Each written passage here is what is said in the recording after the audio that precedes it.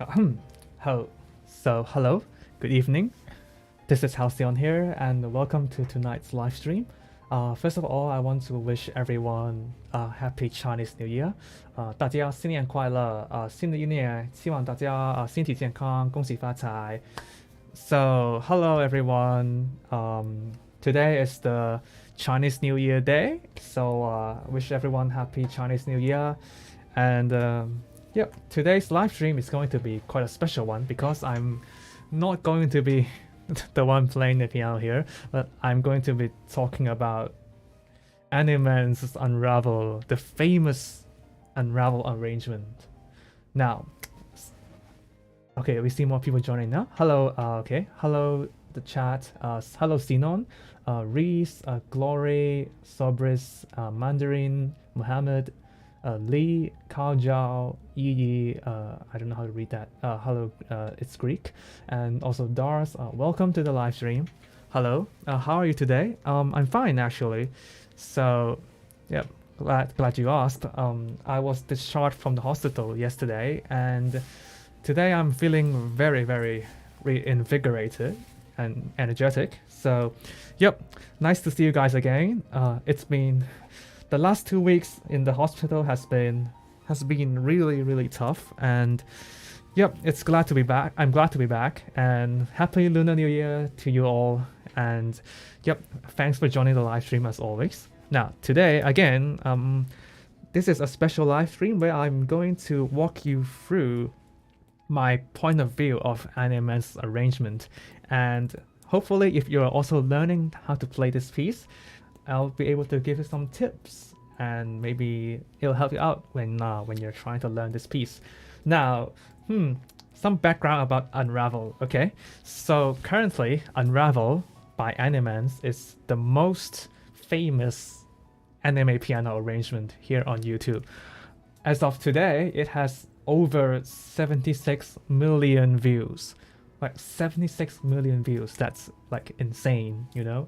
And the arrangement is of course also insanely good, and also insanely difficult. And yeah, so I'm going to tell you how insanely difficult it is, and how I try to tackle this sheet when I am learning how to play this song. Now, right. So, Animenz UNRAVEL. It is 4 minutes long, and throughout the piece there are many difficult passages, but I'm going to break it down bit by bit for you. So hopefully you'll be able to learn something, and I'll be able to learn something by explaining it to you. And let's get started. Now, here I have the sheets. You can actually find it on Google.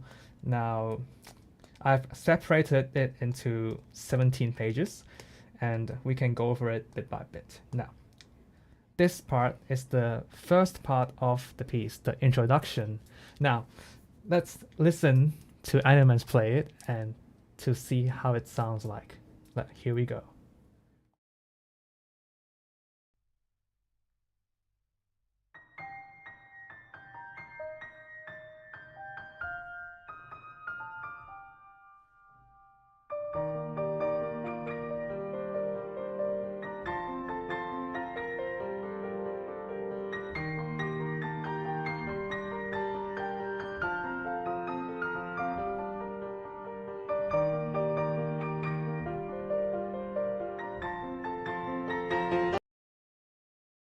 All right, so that is the introduction. Now, for these 3 lines here that you see on the screen, I like to think of it as a kind of a test, you know, like a test to see if you can play the rest of the piece. These 3 lines, you know, are actually the relatively easy part of this arrangement already. So if you are already like struggling a lot when playing this part, and I'm afraid you're not ready to take on the challenge to play the remaining 4 minutes of the song. But if you think that you can, you know, play this part, then maybe you can give it a try. So let's see. Now I'm gonna play it slowly for you first, just to let you see how the fingers go, like slow motion. Now here we go.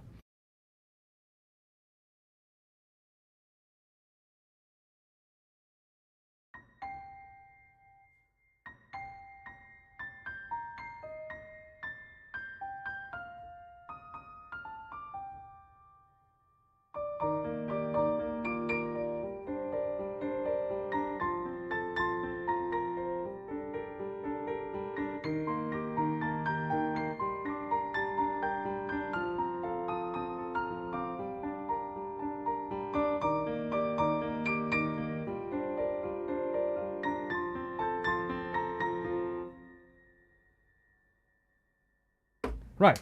Okay. So, like I've said before, this part is actually one of the easier parts of this arrangement. So the first four bars from the first four bars from here to here are actually very straightforward. So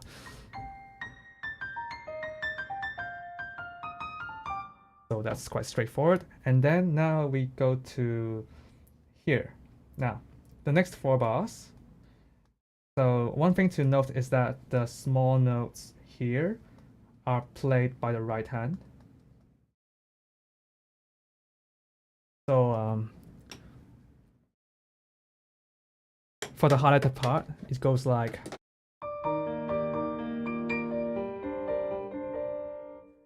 You can see that the C and the D circled are actually played by the right hand.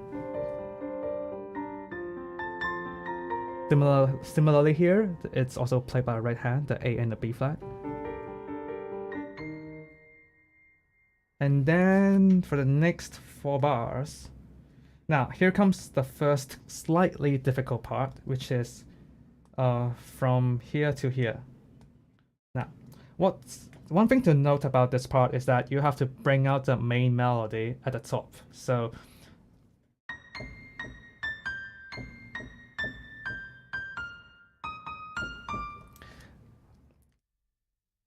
but at the same time, you're also playing something below, like these small notes here, right?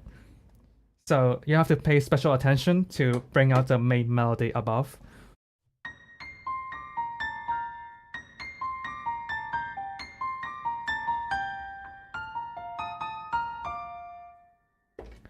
It could be a bit tricky, but if you play it slow and figure out how the fingers go, and then you're good to go. So this part is actually manageable, not too difficult, but you have to focus on bringing out the main melody at the top, and then the rest of it is just similar to the first part. Here again, like the right hand plays this tiny bit here.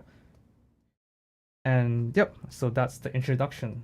There's actually not too much to talk about for this part because it's relatively easy. So let's move on to the next section. Now, starting from bar 16 here up to bar 23, bar 16 to bar 23, it is one of the most difficult parts of this arrangement already, like 16 bars into the arrangement, and now we have the difficult part coming up already. Now let's hear and see how Animenz play it.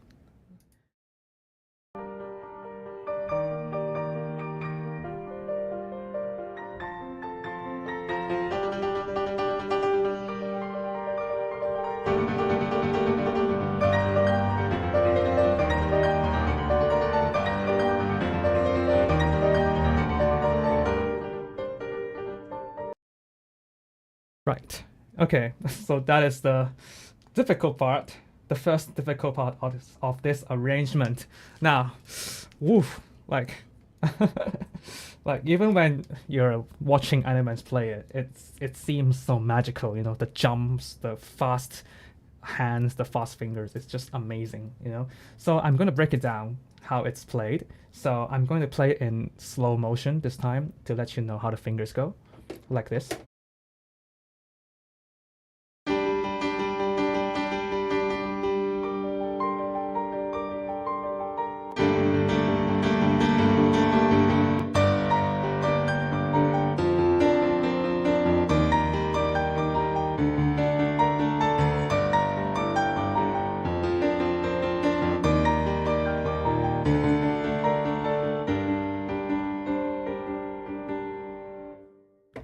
Okay, so that is much more slower, but hopefully you can hear how the notes go.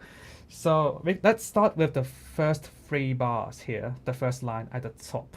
Now, what is this? This is now,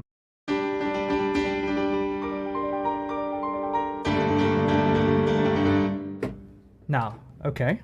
And the difficult part about these three lines, these three bars here, is actually in the left hand. We have very fast repeated notes, kind of like a drum, like percussion, like a machine gun. like you have to pay really a lot of attention to play correctly. Now, what I like to do for these repeated notes is to use one finger and keep it stiff and try to relax my wrists and my arm and push the repeated notes out.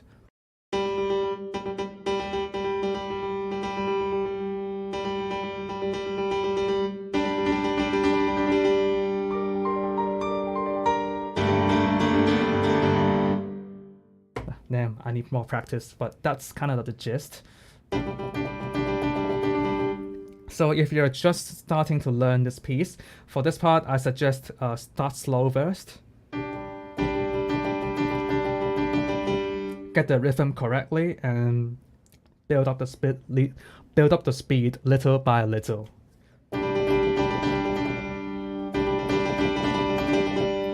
Damn, it's really hard. Now, and of course the pedaling, you cannot, I don't think you can hold the pedal down all the way through because it might sound a bit too muddy if you do so.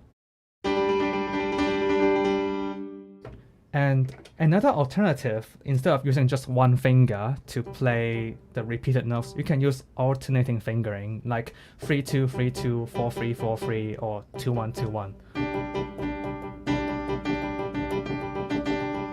That's also another way to do it. Personally, I've tried both approaches, either using just one finger repeatedly or using two fingers to alternate each note. But personally, I find that both are about the same in terms of difficulty, so I settled with the one that's slightly more comfortable, that is just playing with one finger. But maybe like if I start to play and practice this piece again, I might change my mind. So, and one thing to note, here it is marked subito forte. Here, I'll mark it in blue. Subito forte. That means suddenly loud. Suddenly. I'm gonna mark it down here.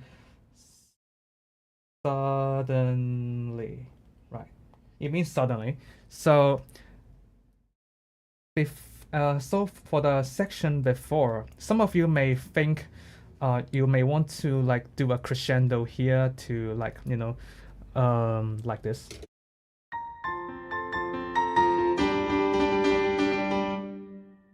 But then if you do a crescendo here, then the subito forte here lost its meaning. So my suggestion to bring out this subito forte is to avoid doing any crescendo at the end of the last section and keep the end of the last section as soft as possible, like the beginning here. And when you get to this part, it gets loud, so that it gets loud suddenly when you get to that part.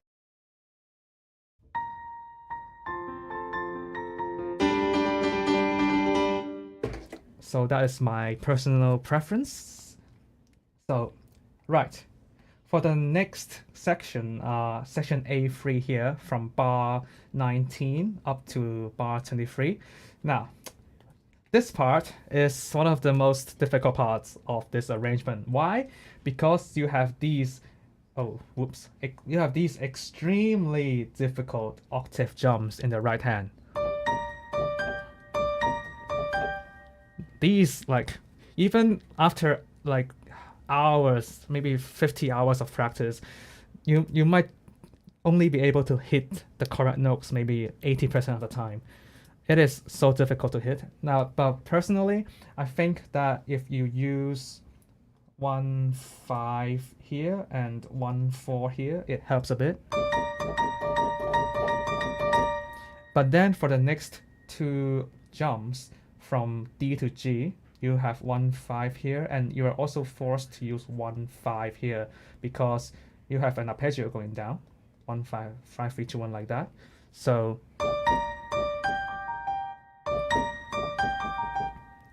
and of course, make sure that to accent the top notes.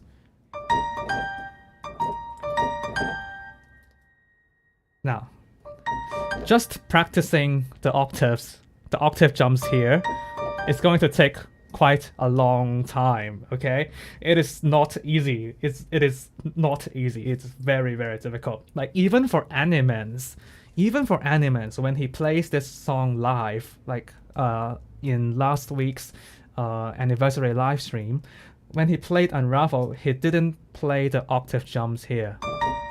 He only played the top notes.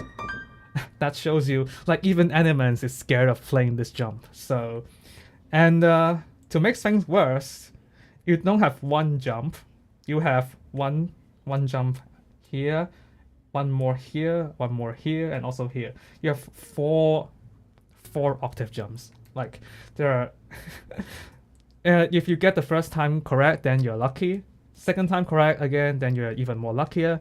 So do it 4 times in a row, and if you can do it correctly for 4 times, then that means you have practiced enough.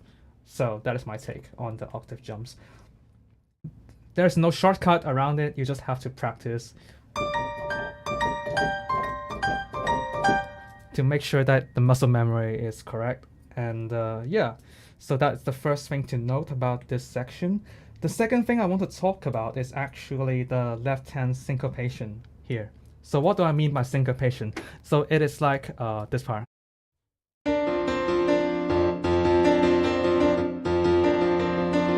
So notice that the left hand is playing off beat, you know, like 1 and 2 and, you know, the left hand is playing the off beat. So if you play slow, then you can obviously play correctly. But once you start to speed up, then it's easy to lose track of the rhythm. Maybe you're confused and you know. So if you start to like train your speed and get the speed up, make sure you still keep the syncopation, the rhythm, precise here. Oh, whoops! Put down my pen first. So yep, make sure keep the syncopation intact, the rhythm clean, and yeah. So this is the first difficult section, A3. I'm gonna mark it with a highlight here. And one more thing is that for this bar here, you can use the right hand to take the D. So this can belong to the right hand, like this.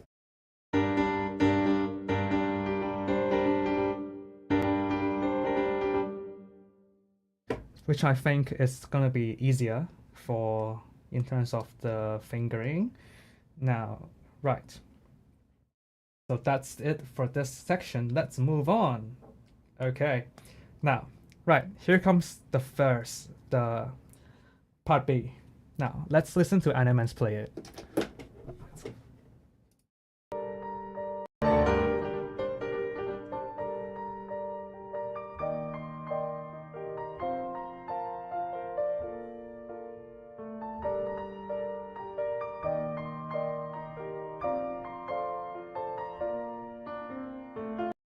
Right, let's focus on the section B first, from bar 24 to bar 31.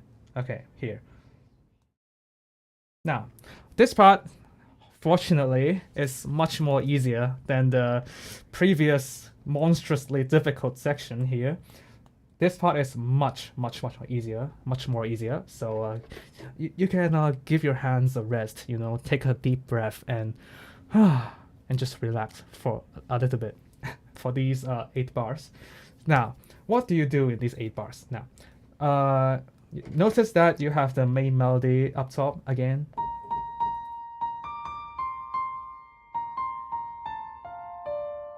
And then you have also some repeated chords in the middle.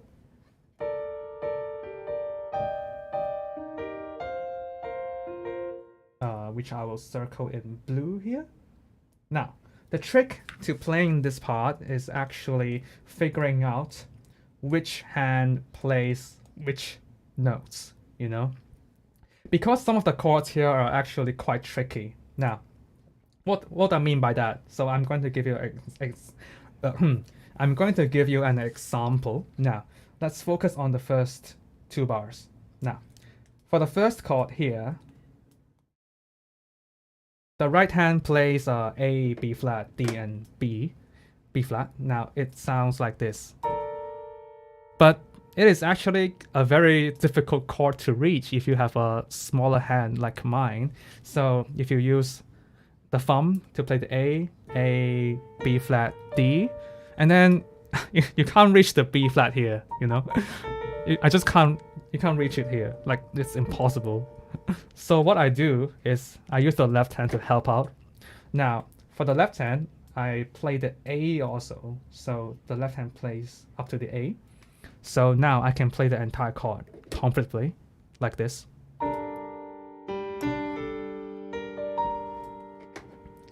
So the left hand takes the A and the right hand takes the rest of the chord. And then and then you can just hold this with the pedal and yeah, and then just use the left hand to play this one and this one.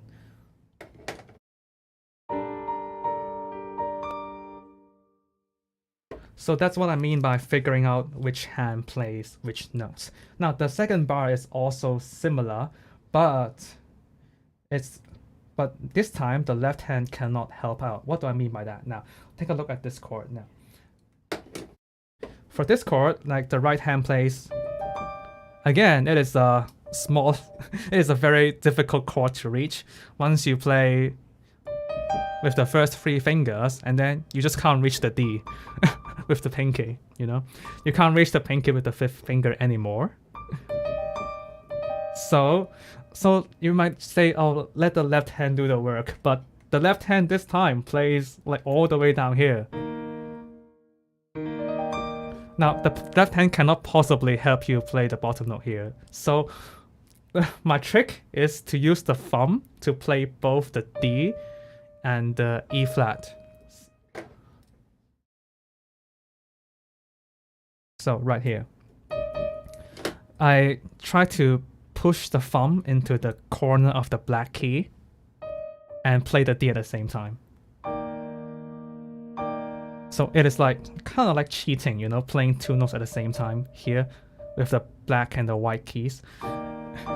It is not the perfect solution, but it gets the job done. So that's the only way that I can think of. Now some of you may ask, why not just, you know, like not play the D, you know, or not play the E flat? I think that if you omit any one of the notes like D or E flat, it's missing something, you know, because the next chord here is the same chord, and if you like omit one of the notes in the first chord, then to me it kind of feels a bit empty. So I recommend playing all the notes here. Yep. So for this chord I play D and the E flat with one finger, the thumb.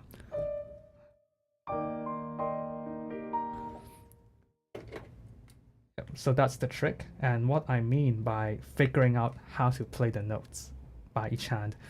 And the rest of the section is actually quite similar. Here, again, you have the left hand taking this part, but the right hand taking the upper part here. And this is done by the right hand.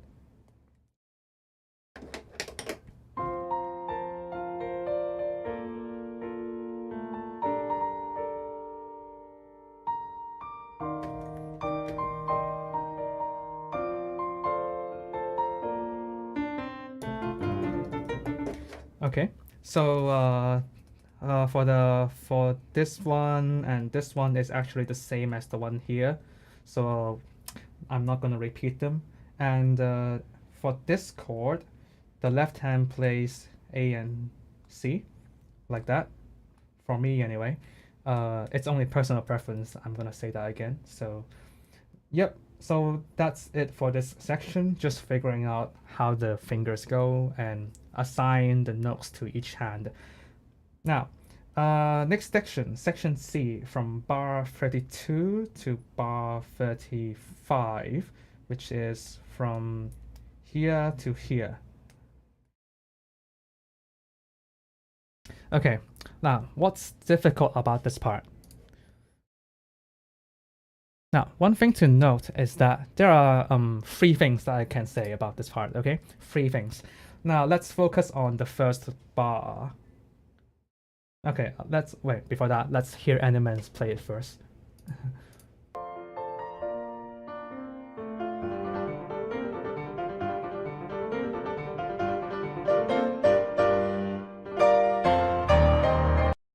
Right, okay.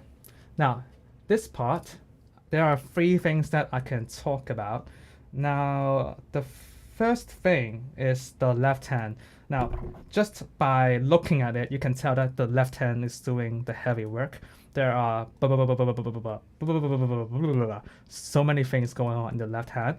It seems quite difficult, but it is easily managed and easily solved by efficient fingering. Okay, now let's focus on the first bar, because the rest of this bar is actually repeating 2 more times, so I'm going to focus on the first bar. Now let's zoom in. Right, now for the left hand, what's the fingering here? Now the fingering, what I use is like this.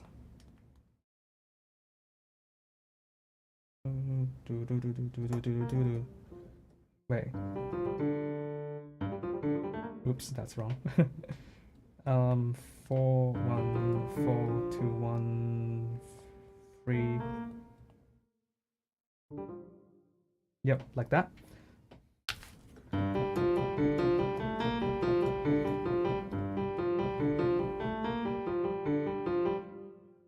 It is actually not too difficult to play, because there aren't too many hand crossings, and you can just basically keep the arm in the same place.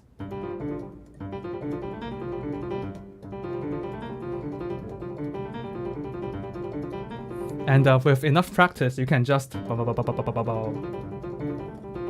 so you can solve the problem of the left hand.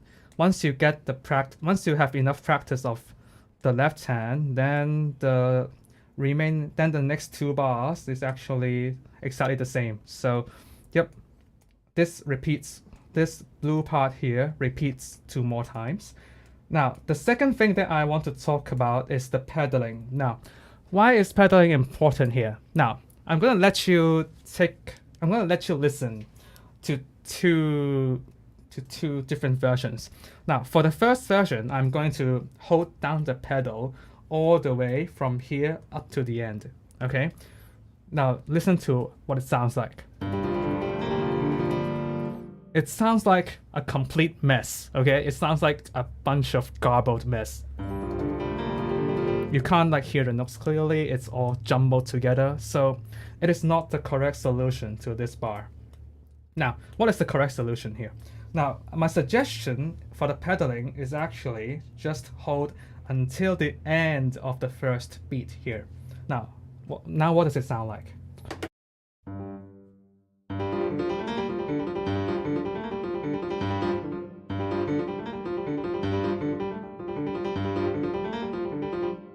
It's actually much cleaner, you know? You can hear the notes clearly. So I think it's more important to use the pedal sparingly in this situation. And if you look closer, then you can see that it's also Animenz's intention here. Now, take a look here. Now, for this bass note here, he used the crotchet note, the quarter note, I think, quarter note, right? So it is like holding down the pedal until the end of the first beat. So if he wanted to, hold the pedal down all the way until the end, then he would have used a whole note, like something like this, right? But instead, he used the quarter note. So I think it's better for us to just hold the pedal until the end of the first beat.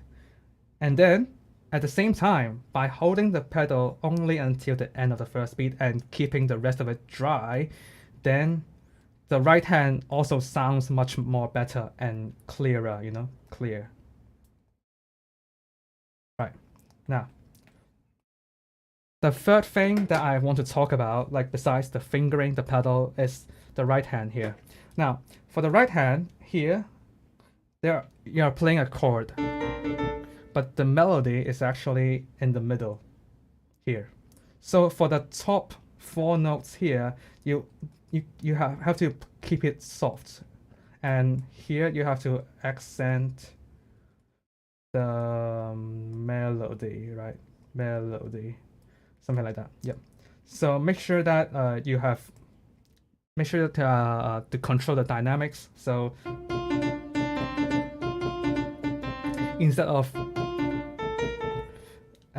so I think it's better to like use your wrist or something to imagine putting more pressure and putting more focus, more emphasis on the bottom four notes here, which is the main melody.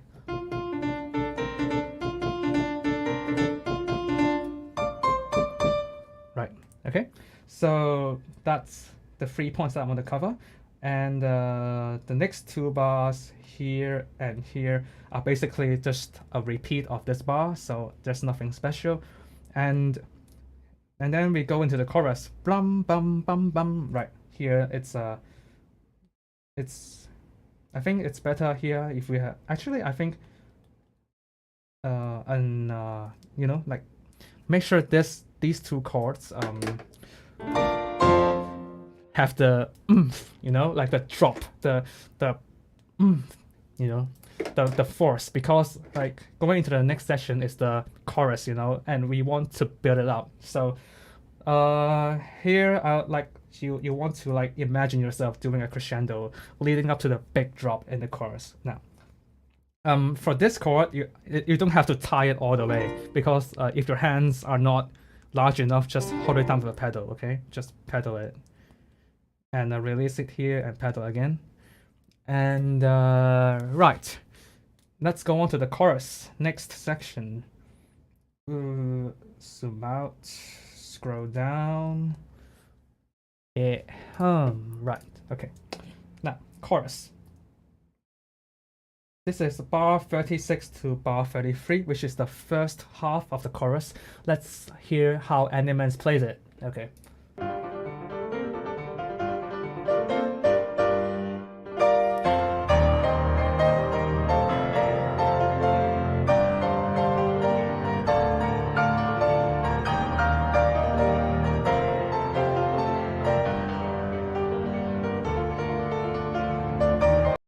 Right.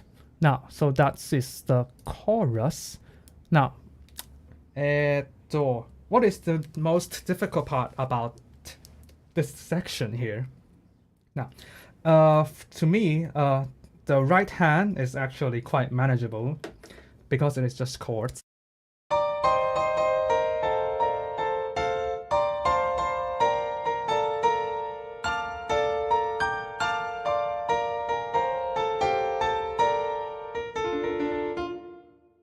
The right hand is actually not too complicated, but the more difficult part here is the left hand. Now, let's take a closer look. Okay. First of all, you have... Actually, I think it's better if I play the entire section in slow motion, just for you guys to understand more what I'm talking about. Here we go.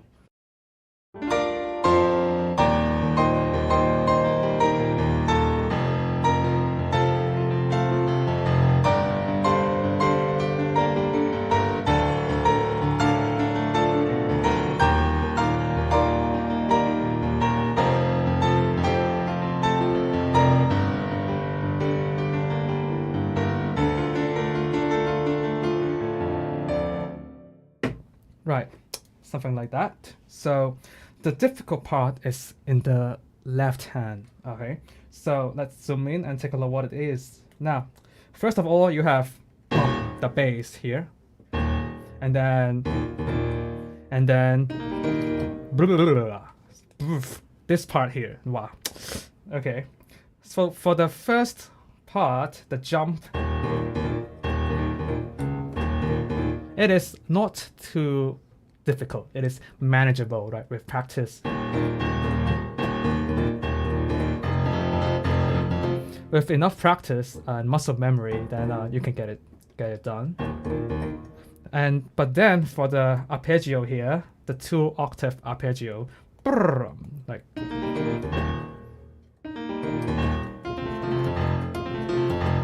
Now, this part is tricky. Now, why do I say that?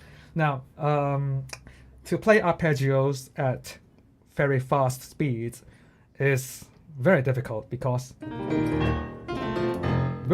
like it is very easy to make it sound like a bunch of a mess, you know. So like even when I play it, I just cut some corners and, you know, make it sound a bit messy. And I would suggest that if you're practicing this section, for the left hand, just start slow, okay? Just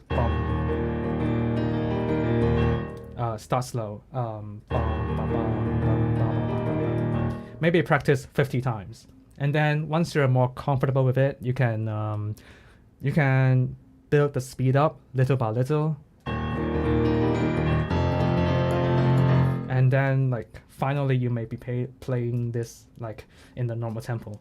Now, for the fingering, some people like to use 1 2 3, or I like to use 1 2 4. It's just personal preference. So let's make this clearer. Right. So you can use either 3 or 4 here. I like to use 4. 1 2 4, 1 2 1 5. And then the fingering repeats for pretty much the entire section, you know. The left hand repeats here, but just in a different position, different chord, right? First you have E flat, and then F, and then G, and then down to D minor. So it just repeats. So once you have the first bar done, basically you have the entire section done also. So that's fortunate for us. And right, so this is the first half of the chorus. Just, yeah, there's no shortcut, just practice your arpeggios. Too bad. Now, next part. Okay, next 6 bars from bars 44 to 49. Let's hear how Animenz plays it. All right, let's see.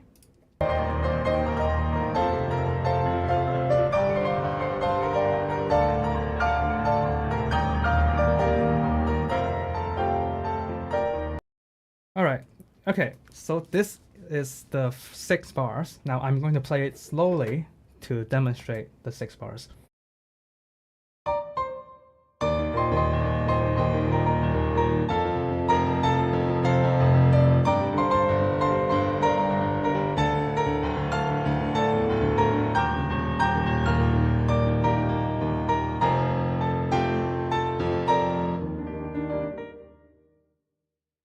Now, okay, again, the left hand is the difficult part here. The right hand is just chords, something like that. So, but the left hand is slightly more complicated. But that being said, again, the left hand basically repeats itself 4 times. So once you have the first bar done, basically you have the entire section done also. So that's the silver lining. Whoops, where did it go? Yep, wait, okay, here. Now let's take a closer look. For the left hand, right, blah, blah. Okay, now, the fingering here, I like to use 5 1 2 1 5 1 2 1.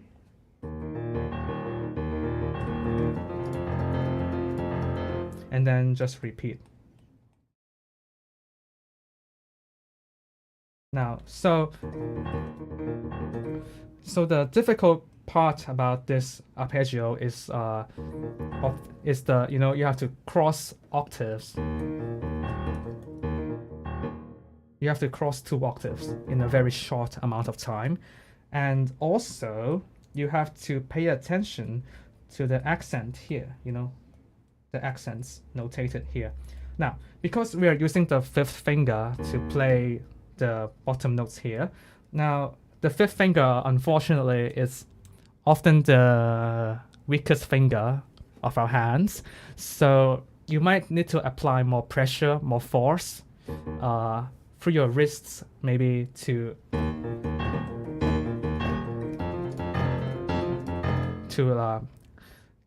bring out the accents at the bottom. So besides these four, you have this one, this one, this one, this one, and this one, this one, this one, this one, etc. like that. So so try your best to bring out the accents because it you know it's written there for a reason, and by doing the accents, like bringing out the stronger notes, then it gives this part this instead of you have a more rhythmic feel, like bum bum bum bum, you know, like a stronger beat. So that's my point of view. And ba ba ba ba bum. Okay, this bar here. What's that?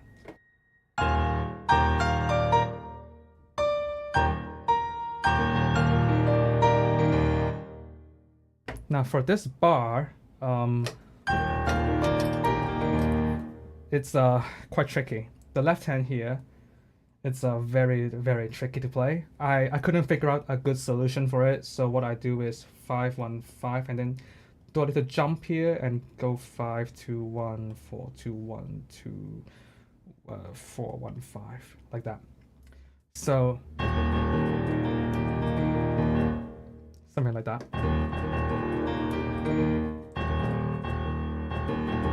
I think you can actually play this with a 1. So I think it's not this one, sorry. You can play this one with the first finger. And then cross here is also okay, but it's but doing this 1-2, it's going to be a gamble. That from this note to this note is going to be quite difficult. So I prefer to just jump with the 5th finger. But still, this part is the hardest part, and try to figure out which way works the you have to figure out which way works the best for you, you know. Right. And then finally, right, now this is the end of this section. Now okay, now let's move on to the next one. Right, next one here. Zoom out. Right, section E, from bars 50 to 57. Okay, let's listen to what Animenz plays. Right.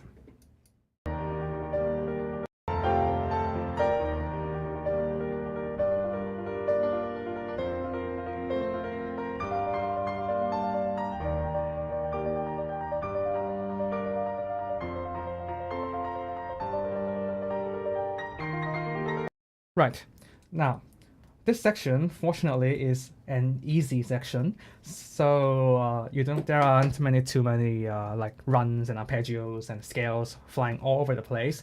This section is actually quite calm and easy to play. The only main thing to notice is that you have to bring out the melody, so to speak, in the right hand. Now you can see the right hand plays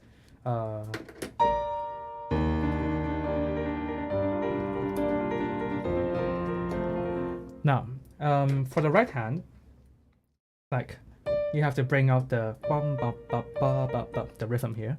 So like the top notes, like this, like so. Put some emphasis into the top notes and give the entire section a kind of rhythmic pulse. You know, not just.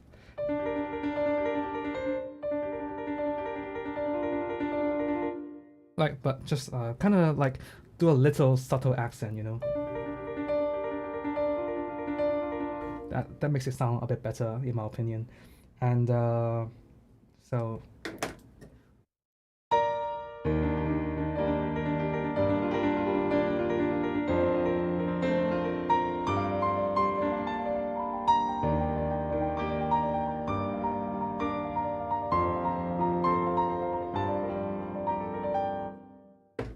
Right, so especially for this melody here,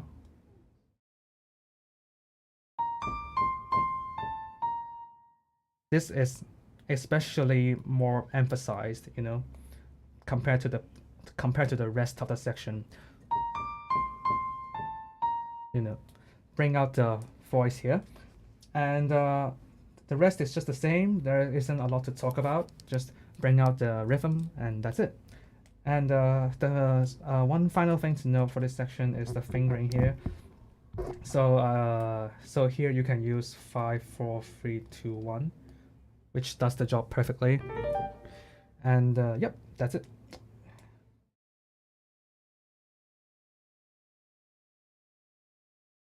Now, next one.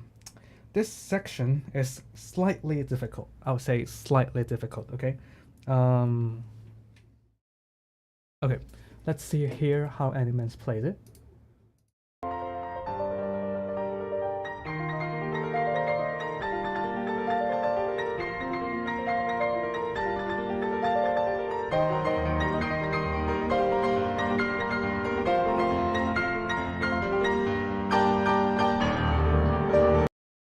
Right, okay. Now, section F from bars 58 to bar 65. Now, for this section, again, the left hand is the difficult part, and but it is solvable. It is a solvable problem, okay? It looks complicated, but if you take a closer look, it is actually not that complicated. It is solvable, okay? Solvable, okay. Now, it's all solved with fingering. Once you have the fingering down, then this part just collapses. Now, what do I mean by that? Now, I'm gonna write out the fingering that I use for this part. Now, for this first bar,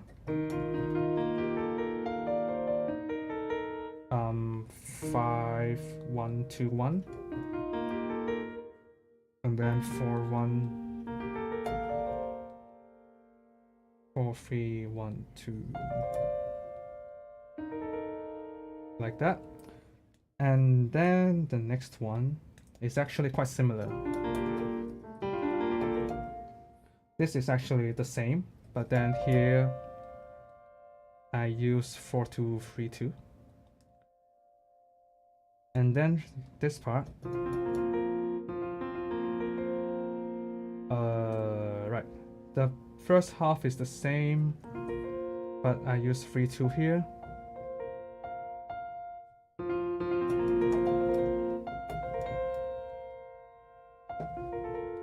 Four, 1, 2, 1. Right, that's it. Okay. So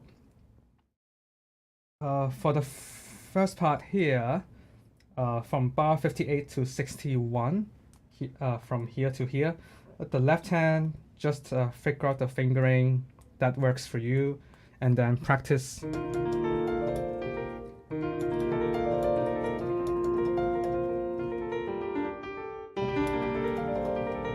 Just practice, get the speed up, and the right hand is very simple.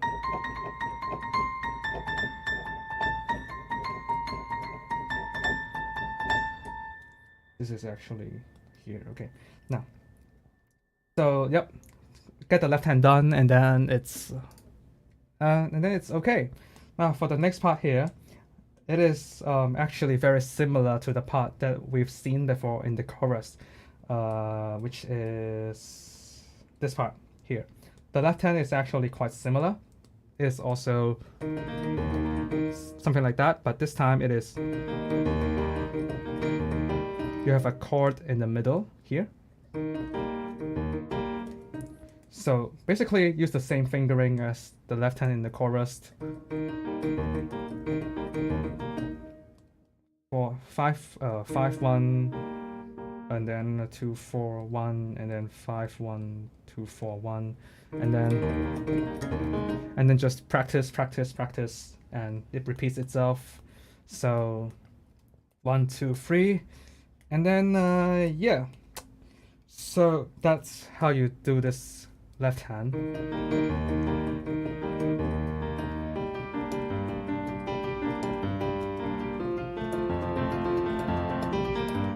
Now, of course, the tricky part is always the practice part. Just start slow, and it's actually not a difficult pattern. So don't be too scared. Just start slow, and it's actually easier than you think. Okay. Now, the right hand here just.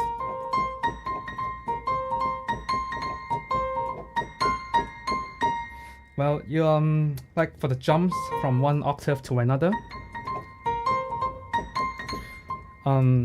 You can only deal with it by having experience, just having a mental image of where the keys go. Because I think most of the time you are just focusing on the left hand, because the left hand is doing very complicated stuff. So for the right hand,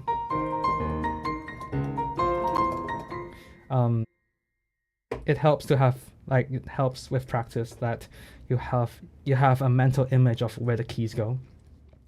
So yeah, so basically this part is solvable with practice, so not a big deal. And then of course you have the final accents here, which leads up all the way up to the climax of the piece. So which we'll go to now. Ooh, take a look at this.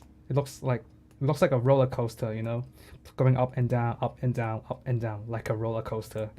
And just by looking at this page, you're already scared. But it is not as difficult as you think. Okay, it is. There are some tricks to deal. There are some tricks that you can think of in dealing with runs. Now let's first hear how Animenz plays this part. This section G here. From bar 66 to bar 73. Now let's go.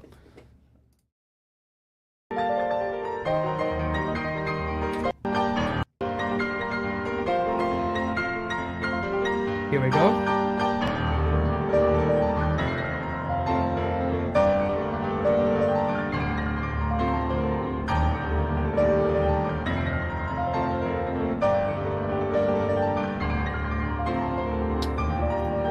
Right, this part. It looks very, very intimidating, You have the arpeggios going up and then going down, going up, going down, up and down, up and down, and in lightning speed. Like, wow, like so difficult, right? But if you get the trick, then it is not easy, okay? No, okay, then it's much more easier, okay? Once you get the trick, then it's much more easier to play. Now, what do I mean by that? Now, let's focus on the first line here, the first two bars. Now, for runs like these, or arpeggios if you would like, the trick is to figure out the grouping of the notes. Now, what do I mean by that? Now, we can focus on the first half here, the first bar. Now, for the right hand, if you count the notes, you can see that it plays.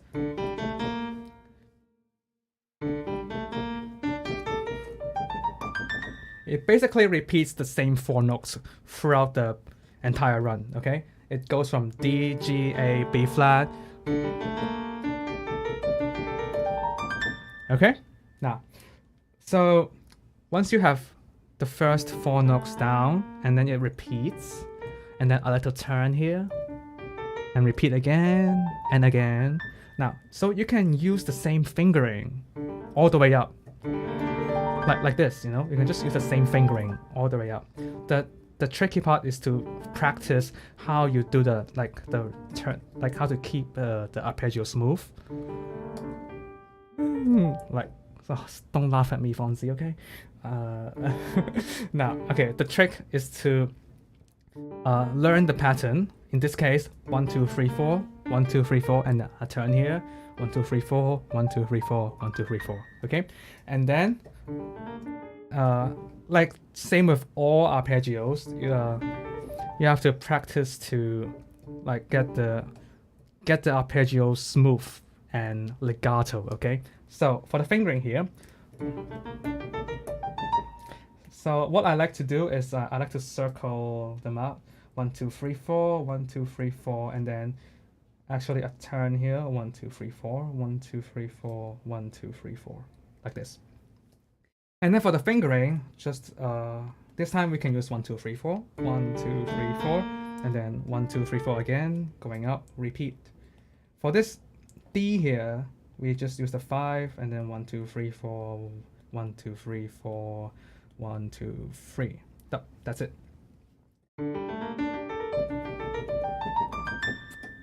That's how you do it. 1, 2, 3, 4, 1, 2, 3, 4, 5, 1, 2, 3, 4, 1, 2, 3, 4, 1, 2, 3. Yep. And do it slow, and then just speed up bit by bit again.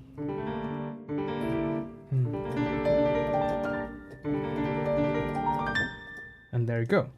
And of course, I make it. I make it sound like it's very easy to do, but like I'm only like telling you my my thought process and how you approach like a run like this.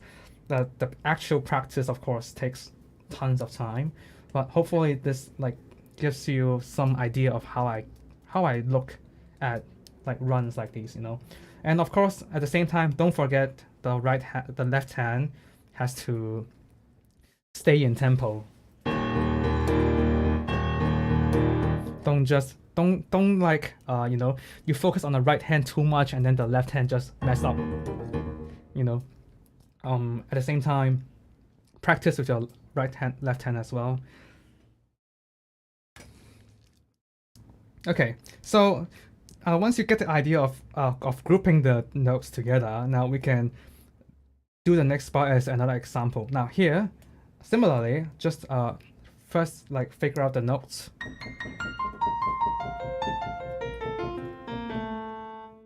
Again. Now, and then once you play it, and then figure out the grouping, how the arpeggios go down. So we have a group of 5 here, 5 here, and for this one, I like to look at it as a 3, 4, and a 4, and a 2. Now, so the fingering that I use for this one is 3, 5, 3, 5, 3, 2, 1, and then repeat. 3, 5, 3, 2, 1, and then repeat, and then 4, 2, 1, 4, 3, 2, 1, 3, 2. Right. So this is what I use. Now, like this. Now, for this part, it may not be the best fingering, but I think that's the best in my case. If you have another fingering pattern that suits you more, then go ahead. After all, fingering is just a personal preference. Now, one thing to note about this entire section is that the importance of the accents is very important. Blah. The importance of the accents, okay? Like these accents here, you know? These here. Why are these important? Like, now, because if you listen back to the original song, let's see, you know, you can hear this falling pattern here, which is exactly what this is trying to play here. This one, and this one. Okay, so you have to make sure to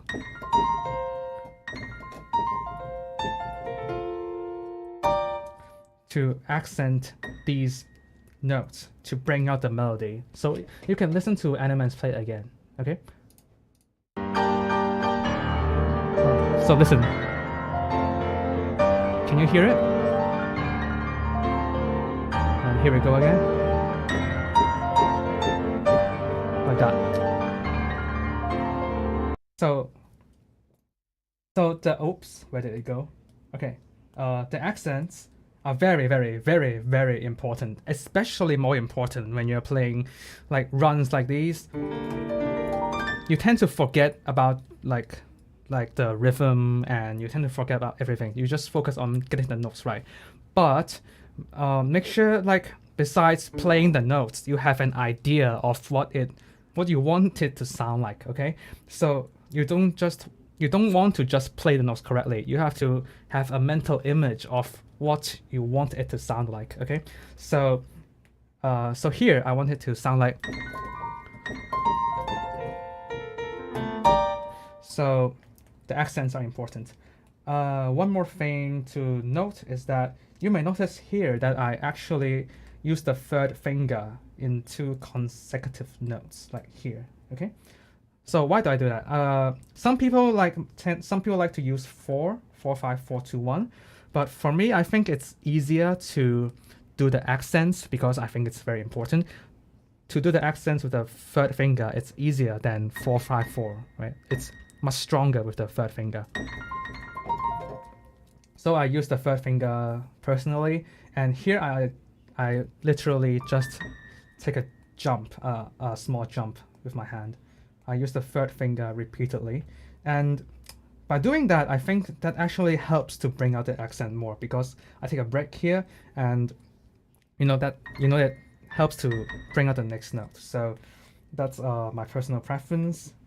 And one more tip about doing runs like these, you don't have to be too exact about the timing, okay?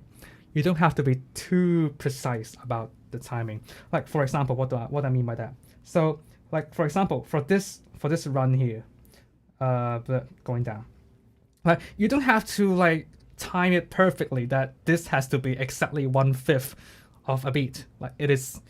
I don't think it's musically important to make sure this is exactly 1/5 of a beat, but this rest here is to give you some time to go from this to the next note, which is much higher up here. This one. So you don't have to like make it too exact to play it like exactly 1/5 of the beat. You have to identify which notes are the key notes in the runs. What do I mean by that? Now, let's erase this part and zoom out a bit. Now, what do I mean by the key notes? Okay, for like this is my personal thing, and you can look at the like how the left hand and the right hand matches, right? So first off, you have this note here. Actually, this is tied.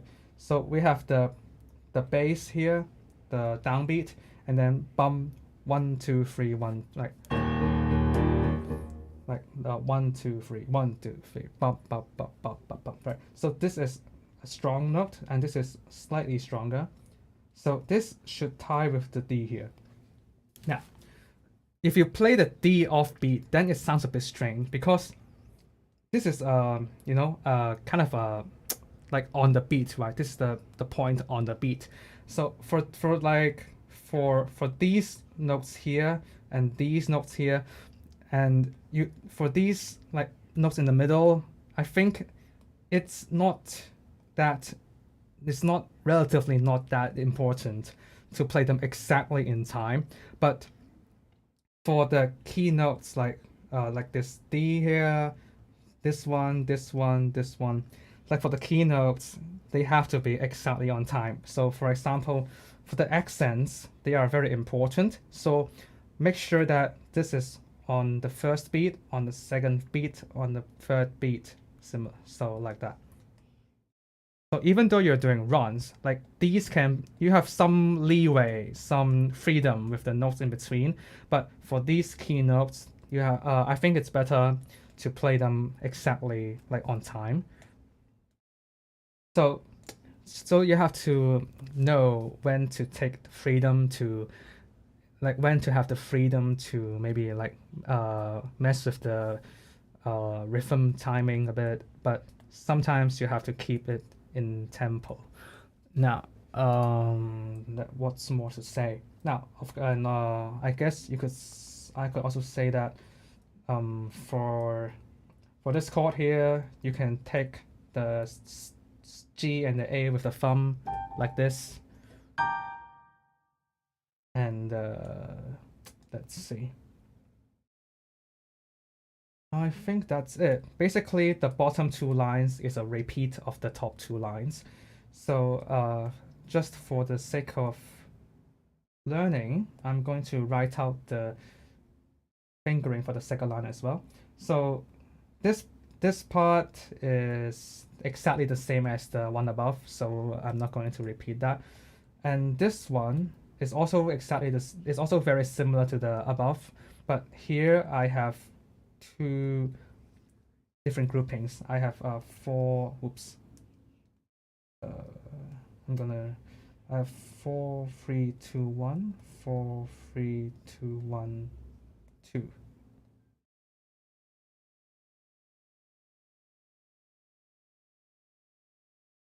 So, like this.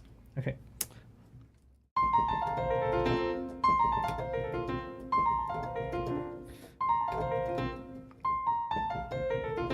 Again, this is my personal preference. I don't know if you have a better way to play it. Actually, maybe 5, 4, 3, 2, 1, 4, 3, 1, 4, 3, 2, 1 is actually also okay. Maybe 5, 4, 3, 2, 1, 4, 3, 2, 1 is also okay. Just figure out which ones works better for you, and that's okay. Right. Then it's repeat. Then we can move on to the next section. Okay. Whew.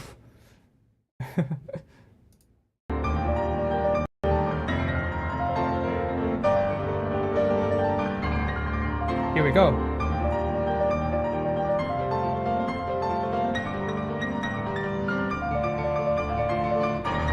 Now, okay, this part is easier, so not a lot to talk about. Not a lot to talk about. Okay, now the right hand again. Bring out the melody at the top. You can actually see the beaming here. There's an extra beam above.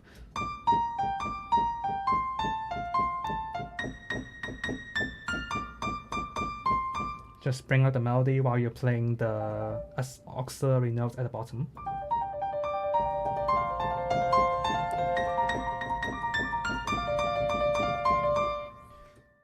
Again.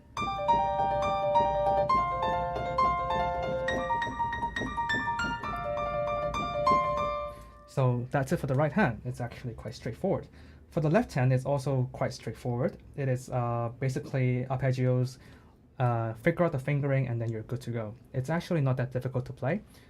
For the first one, you can use 5, 2, 1, let's see, what do I use? Right, I use a 3 here, and then 5, 3, 2, 1.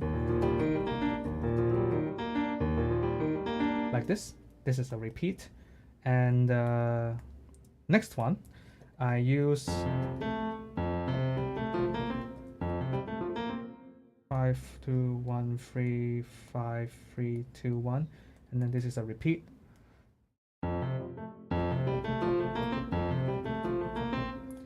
And for the next one, 5, 2, 1, 4, 5, 3, 2, 1, and then repeat. And the final one,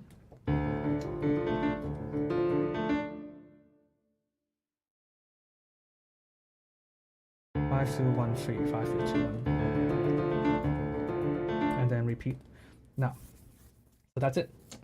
Once you figure out the fingering, make sure that the right hand and the left hand plays in time.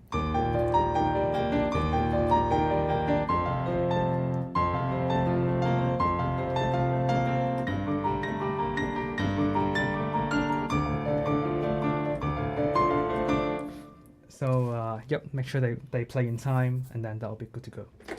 Now, next one. Woo! Wow, this part is quite scary, but let's see how Animenz plays it.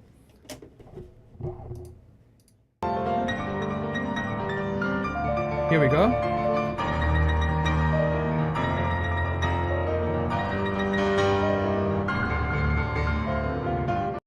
Right, so this part.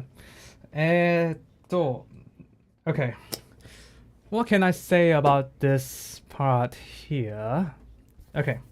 Now, obviously, you can see the difficult part is this one. The arpeggios going down 4 octaves in lightning speed. I think it's the fastest arpeggio in this piece. Like, to play it slowly.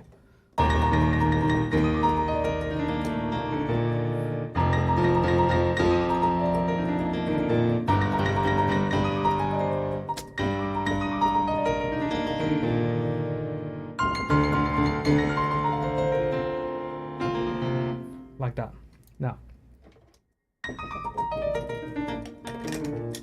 Now this is not a comfortable arpeggio to play because the E flat and the D is so close together, and it's so fast, you know, it goes down so quickly, and I think it's reasonable to miss 1 or 2 notes when you're that fast, you know. I think it's reasonable that you miss 1 or 2 notes. You can play you play the first 3 groups with your right hand, and the last group with your left hand.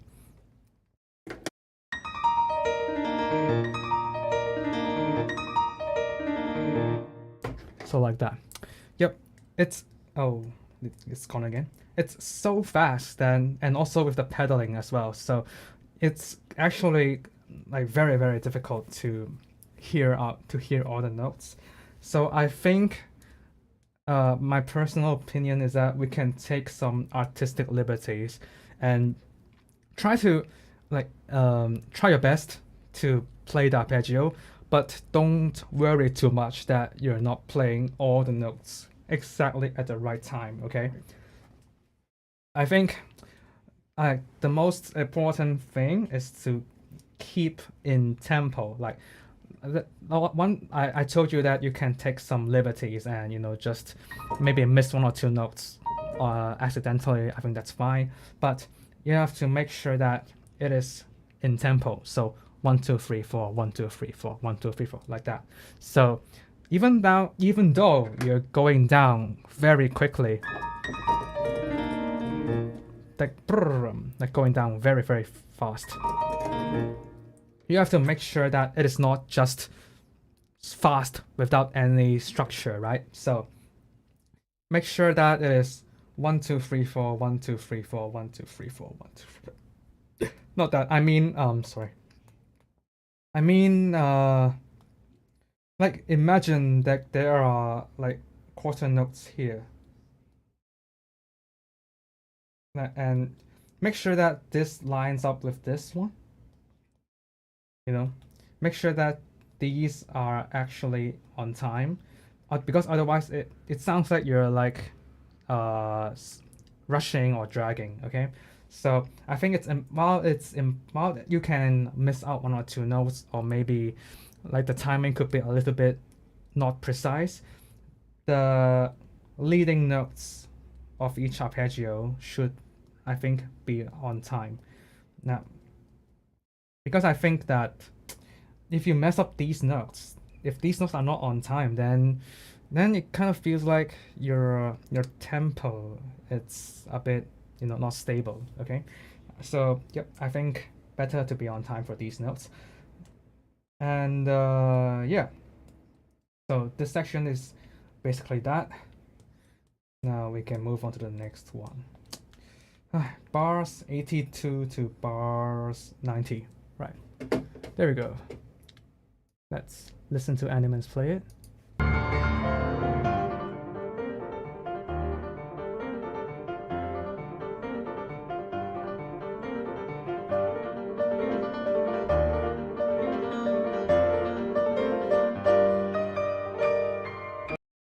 Right. Whew. Okay, now, and for this section, we can split it up into 2 halves. The first half from here to here is basically exactly the same as the previous section before, which is before the first chorus. Let's see. Right here, section C. It is exactly the same as section C, except that the bass note is slightly different. Now we have G, E flat, F, G instead of G's all the way. So these are different. And again, the pedaling, make sure that release them at the end of the first beat.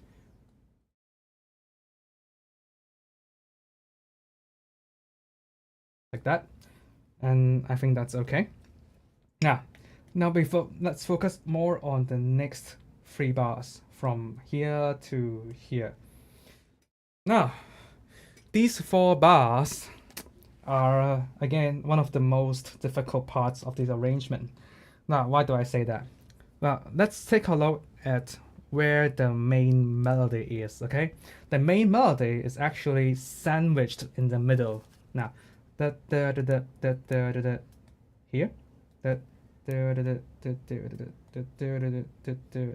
right. Now, the main melody is sandwiched in the middle. Like you could say this is like a freehand technique if you like. But the most difficult part of this 3 bars is that you have to bring out the main melody while the right hand and the left hand is doing complicated stuff outside. Like what am I talking about? So here, let's take a look at the first bar. The main melody is actually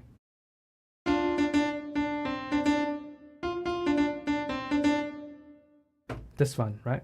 But then at the top you have this little decorative things going on in the right hand, and in the left hand, besides the pedaling release here, and it's like so many notes going on besides the main melody, and like even playing all the notes themselves are difficult.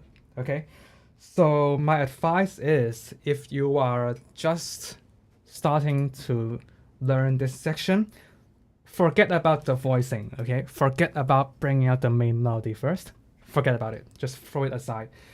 Just try to play the notes first. Okay, it's not easy to even play the notes.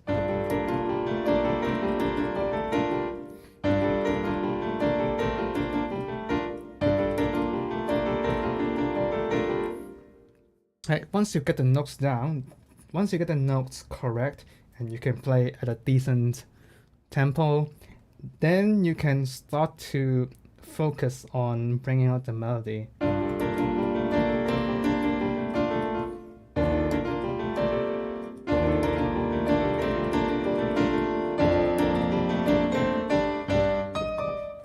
Now, it's very, it's not easy, but my advice is to first focus on getting the notes right, and then you can focus on bringing out the main melody. Like even now when I play it, I still can't do a very good job at bringing out the melody. And because there are so many, like the right hand is quite difficult to like time, and then the left hand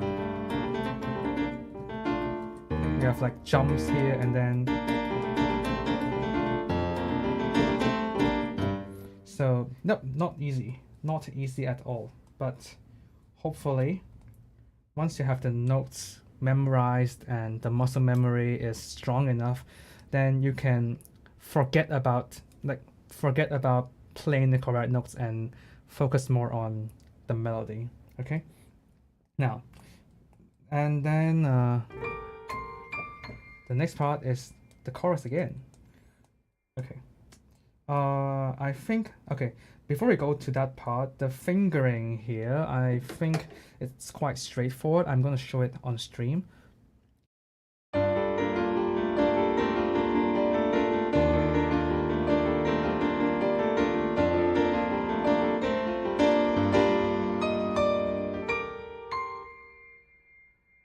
So like that. The fingering is actually not too difficult. And for the next part, we go back to the chorus finally. Now let's listen to the Animenz playing.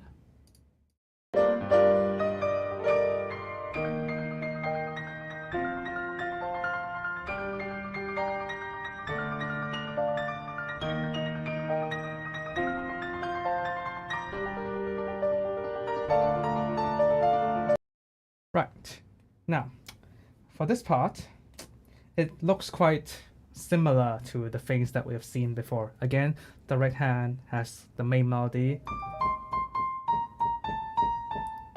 and at the same time there are some decorative notes played by the first and the second finger, and so you have to bring out the main melody again.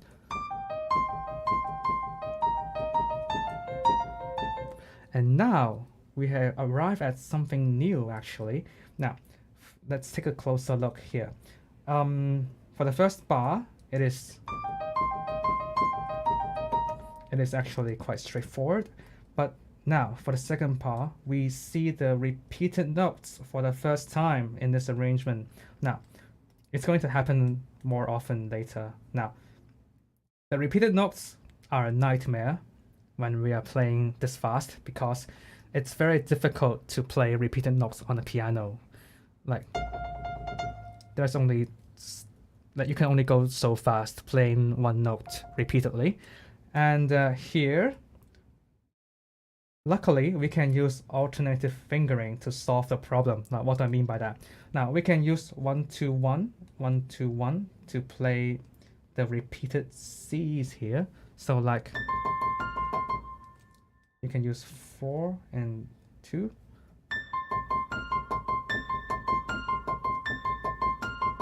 Once you have 1 2 1, once you can use alternative fingers for the repeated notes, 1 2 1 1 2 1.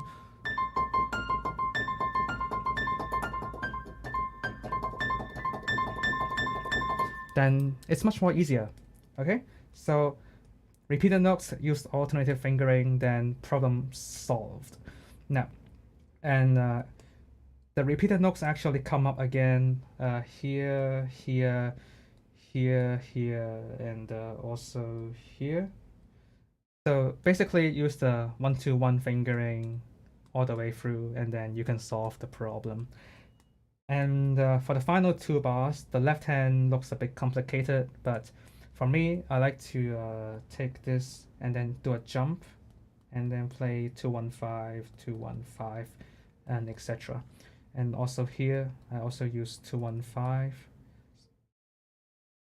and etc. Now this is just a standard D minor arpeggio going down.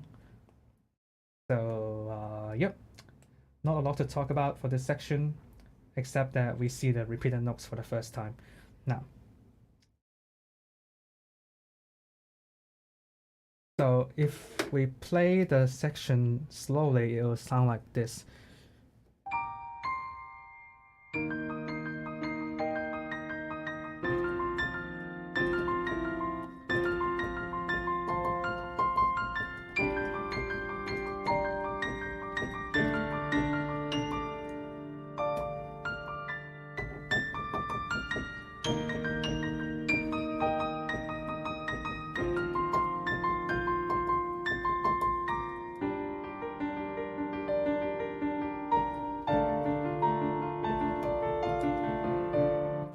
Right. And then the next section, it's slightly more difficult. Now let's hear Animenz play it.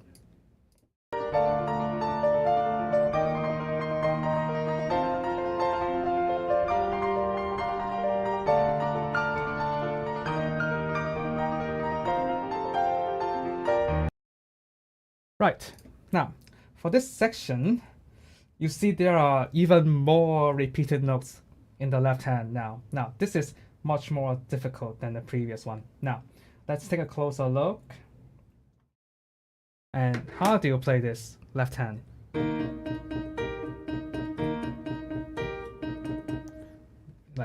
this is only half the tempo, right? You have to play that quickly. Now, how do we do that?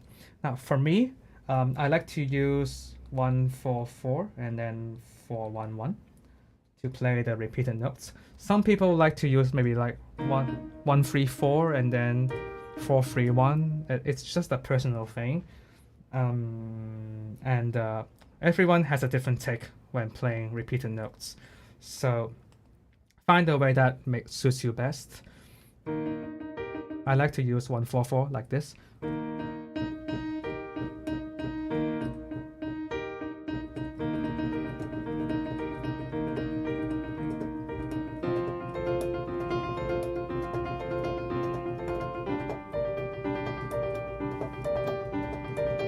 So like that.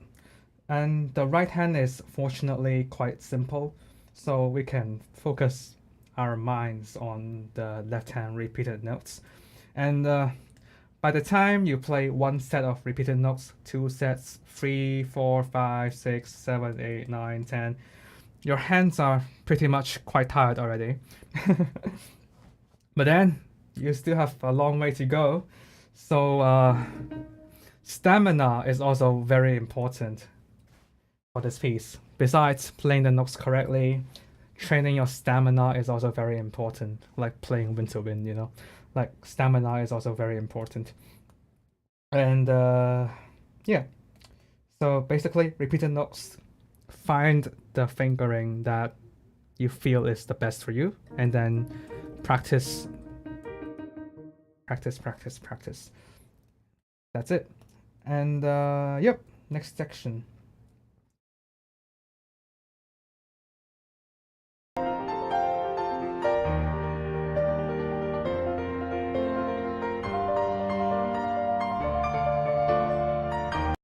Now, this section, it's actually quite straightforward. There's not a lot to talk about, so I'm just gonna skip this because we've all seen this kind of pattern before.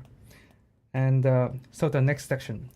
This section is arguably the most difficult section of this arrangement, despite looking quite simple. Now, why do I say that? Let's take a look.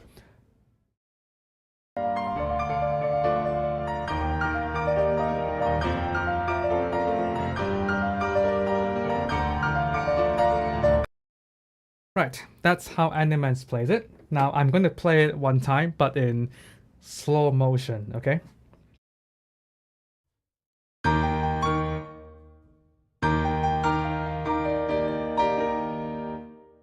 Right, I can't see the sheets. It's like reflecting the light.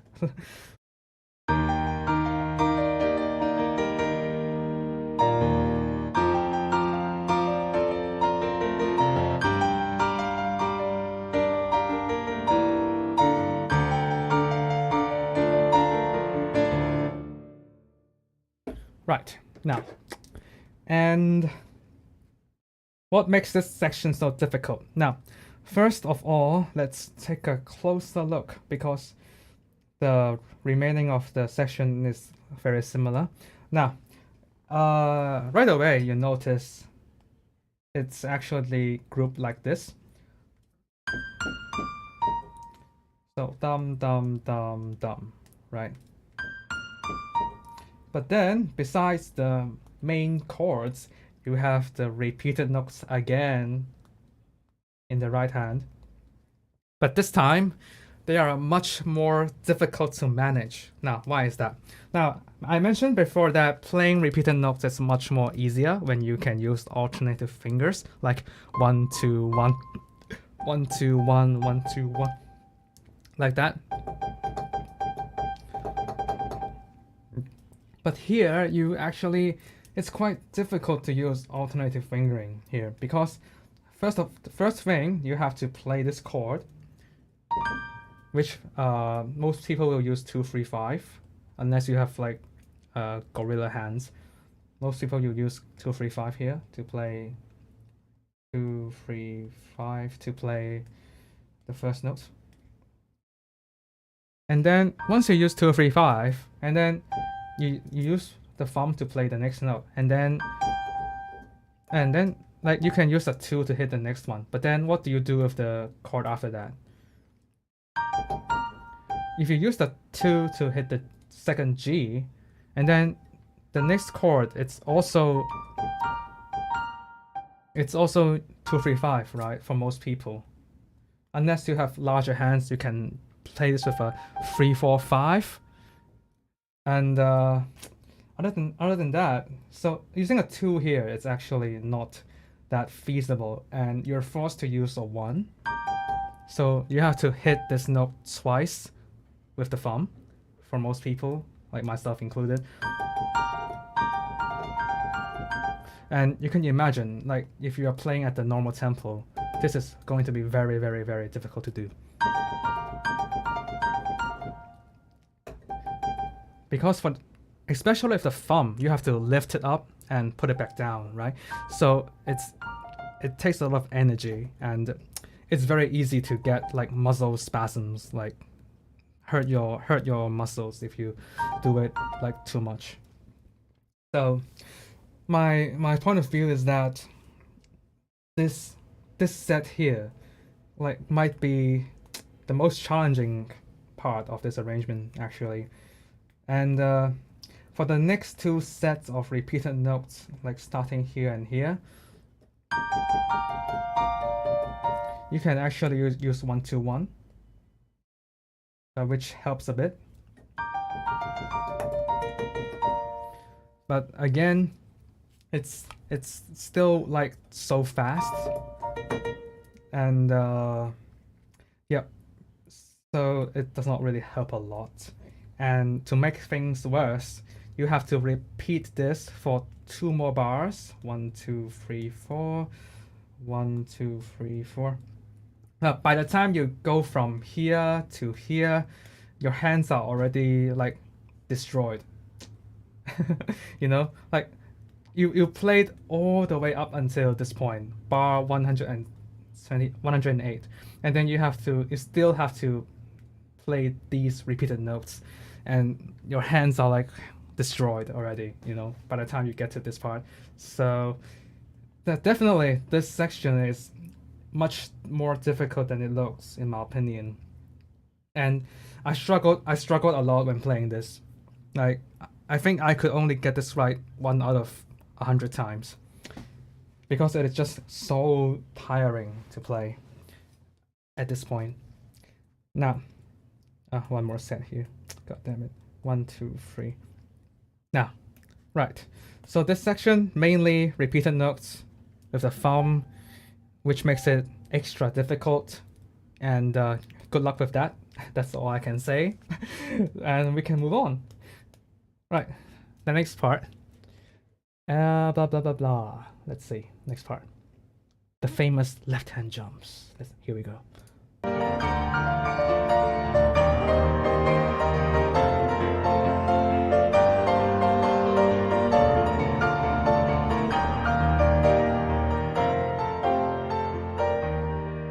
Right, now, this part is the famous left-hand jump part.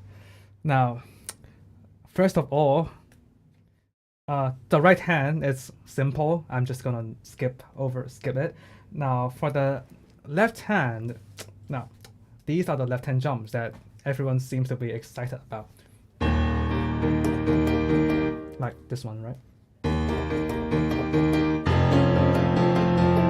Now, the jumps are actually, in my opinion, not that difficult to hit once you have enough experience on the piano. Now,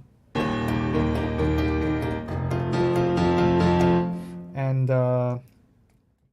there is no shortcut, but like once you have enough years of experience playing the piano, you kind of know where the keys go. Like where are the keys on the piano in front of you. So you have a sense of how to do those jumps. Like, for example, when I'm playing this part, my eyes aren't going from here to here and here to here and here to here. My line of sight is actually more focused on the middle. And I only use my peripheral vision to maybe guide myself a little bit to hit the E flat at the bottom. But I'm mainly more concerned on getting these three notes right. So like these chords. I'm not actually much concerned about the octaves at the bottom, but more concerned about the chords here because bum bum bum, hitting three notes exactly at the right spot, it's more difficult. So if you're learning this part, I suggest that it's actually, once you try, then it's actually not that difficult, you can find. Now, just start slow. And try not to look at your hand when you're playing the jumps. Like your line of sight, your eyes, don't look at your hand when you're playing the jumps. Try not to look at it. Don't like focus too much. Use your like feeling, your intuition. And train the muscle memory, and then after more practice, and you can actually kind of you get to know like in your mind where the keys go. Like you don't have to look, you don't have to like stare at it and to know exactly where your hands need to be put. You kind of like know it in your peripheral vision and also in your mind. It's kind of like, you know, when you're learning how to drive a car. Like at the beginning, like if you're driving a like stick, right? At the beginning, you don't know where is the clutch. Is that how you call it? The clutch on the car. Like you have a stick here, and then you're driving a car.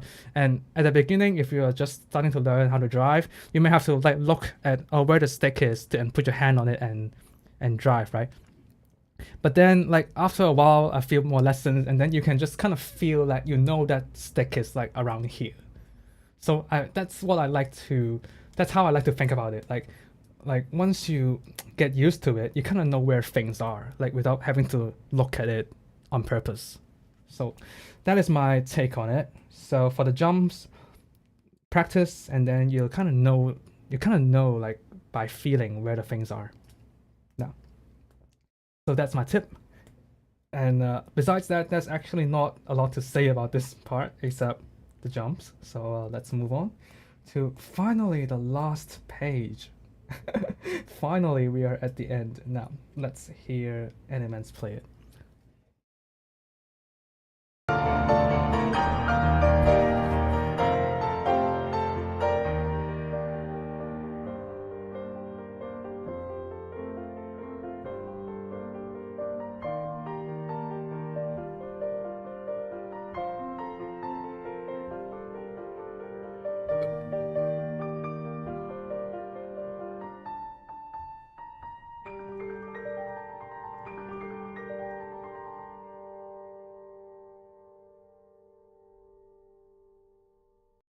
Right, so that is the last page. Now, so for the first part here,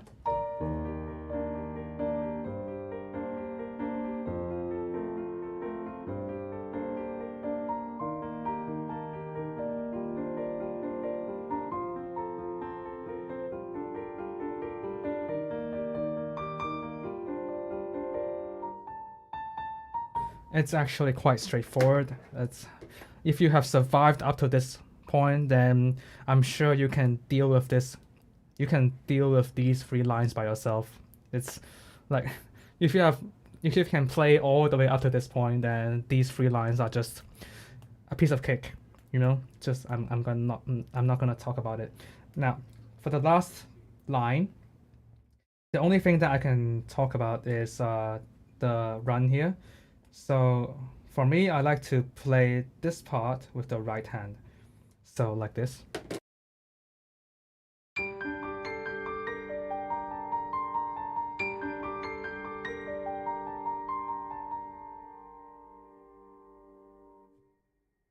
So the fingering that I use is like this for the left hand, and the right hand is just 2 1 2 3 2 1 2. Yep. and then you don't have to hold this. So basically this one, and then you'll repeat one more time and get to the end. So that is Animenz UNRAVEL breakdown by Halcyon. And ever since I recorded myself playing it, I haven't practiced this piece since. So if you tell me to play it right now, I probably can't do it. I still need to practice maybe 2 or 3 weeks. But let's go back and take a look at what we've done so far now. Right. So first page is relatively straightforward. For in this part, you have to bring out the main melody, and that's it. And then here we have the repeated notes in the left hand, and also the octave jumps here. Just practice. And then now, and here you have to take note of how to allocate each note to which hand. So from time to time, use your left hand to help with the notes. And then here, just fingering, and also the pedaling is also important. I'm gonna write it down here as well. Pedaling. Make sure that it sounds clean and clear, and that'll be okay. Now, and then this one, arpeggios. Practice the arpeggios, and so on. Here, again, just practice the arpeggios and try to make them as smooth as possible, and also do the accents. These accents. This part is quite straightforward. I'm just gonna skip it. This part, left hand fingering does all the job for you, and it's okay. Here, try to figure out the grouping. I'm gonna write out the grouping for the second part as well. So here we have this one, this one, this one.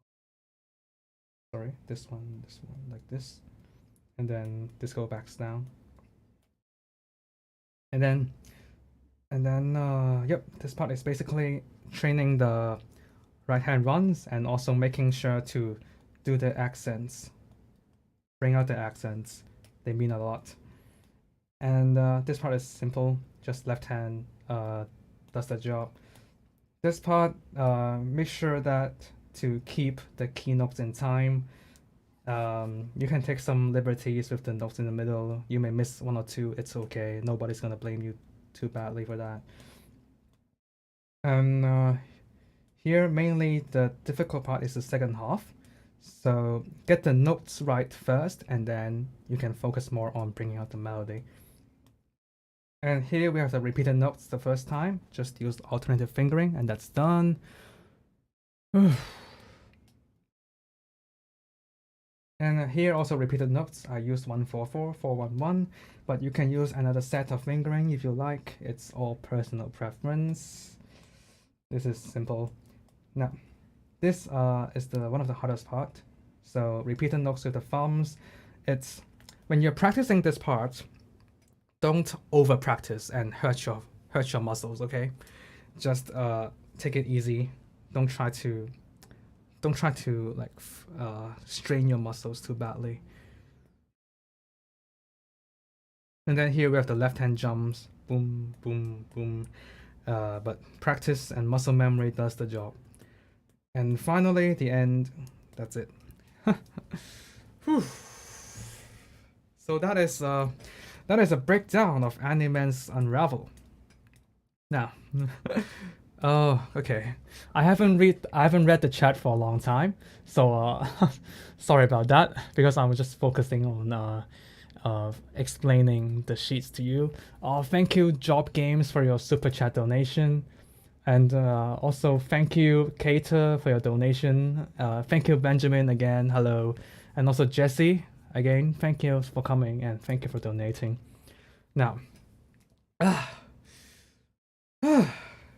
like even explaining how to play this it's also very tiring.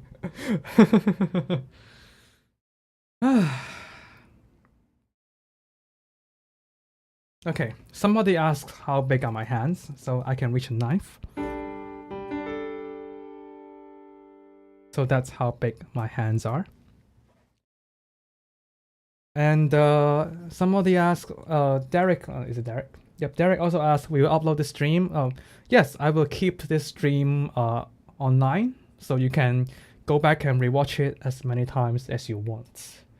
And yeah, as many times as you want. Like, but the disclaimer is that I'm not a piano teacher. If you just start to learn a piano for like 3 or 4 months, please don't try to learn this. You may hurt yourself seriously. This is like an insanely difficult piece to learn, and you need to have a very solid foundation before to even attempt to learn this piece. So if you're just starting to learn a piano, please like take care of yourself. I suggest not to learn it because you might hurt yourself actually, and just don't try to like take on too much at one time. Just do it slowly, improve your skills, and then when you're ready, come back to this piece, and yeah, that's it. So if you're just starting to learn the piano, I recommend you learn from a piano teacher, because having someone to correct your posture and how you play the piano is actually, I think, quite important. And I know it's the pandemic right now, so yeah, like maybe after like the pandemic's over, like get a piano teacher one-on-one to teach you how to play the piano if you're just starting to learn. So, yep. Ooh. I've been streaming for almost 2 hours, just explaining the sheets. But yeah, I guess thank you so much for watching this first what do you say? Animenz, no, like HalcyonMusic talk stream, I guess. Like, let me know in the comments what you think about the stream. Like, let me know in the comments if you want me to do more, like what I'm not doing good enough. Like, feedback is always welcome. Leave a like if you liked it. Subscribe if you loved it. And I'll see you next time. And thank you for coming. And once again, Happy Chinese New Year. 新年快乐，农历新年快乐，祝大家新年快乐，身体健康。So that's it for the stream. And thank you, and I'll see you next time. Goodbye. Thank you.